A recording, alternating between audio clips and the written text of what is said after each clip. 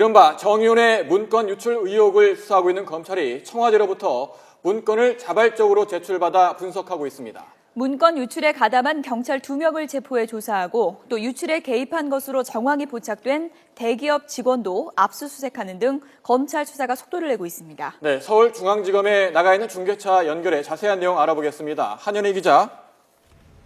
네, 서울중앙지검입니다. 네, 검찰이 논란이 되고 있는 정의원의 문건을 확보했군요.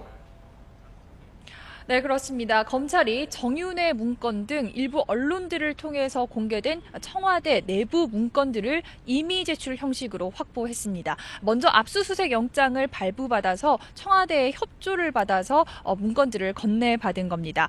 확보한 문건은 원본 파일을 출력한 출력본으로 원본에 가까운 문건입니다.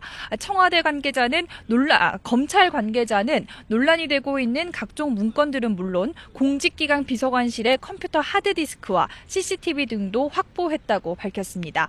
청와대 내부 문건이 불법 유출돼 언론을 통해서 공개된 상황이었던 만큼 검찰은 문건 원본은 갖고 있지 않았었는데요. 수사를 위해서 필요한 자료를 문건이 제작되고 보고된 곳에서 모두 받아서 확보했다고 말했습니다. 추가 자료 확보로 검찰 수사는 더 속도를 낼 전망입니다.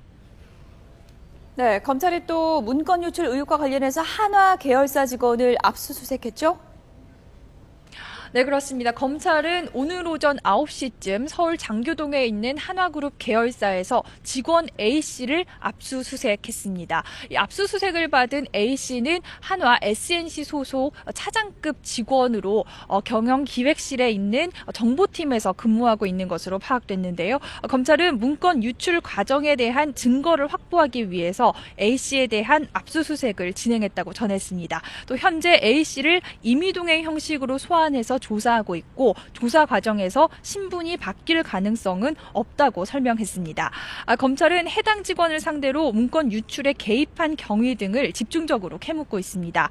이보다 앞서서 검찰은 오늘 새벽 문건 유출에 개입한 혐의로 서울지방경찰청 정보분실 소속 최모 경위와 한모 경위를 체포했습니다.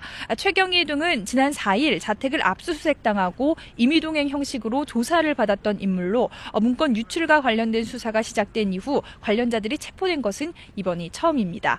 검찰은 이 두 사람을 상대로 문건의 유출 경위와 방법, 유출 경로 등을 집중 추궁하고 있습니다.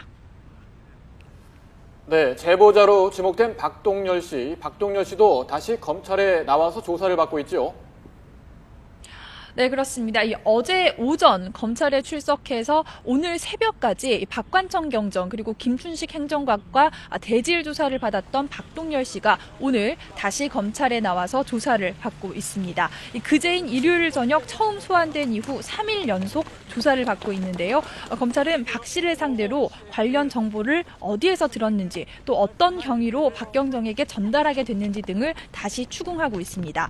검찰은 또 다른 제보자가 나올 가능성은 희박해 보인다며 박 씨가 해당 문건 내용을 박경정에게 알린 유일한 제보자로 보고 수사를 이어가고 있습니다. 검찰은 이와 관련해서 박경정에게도 출석 요청을 했지만 나오지 않았다고 덧붙였습니다. 지금까지 서울중앙지방검찰청에서 YTN 한현입니다.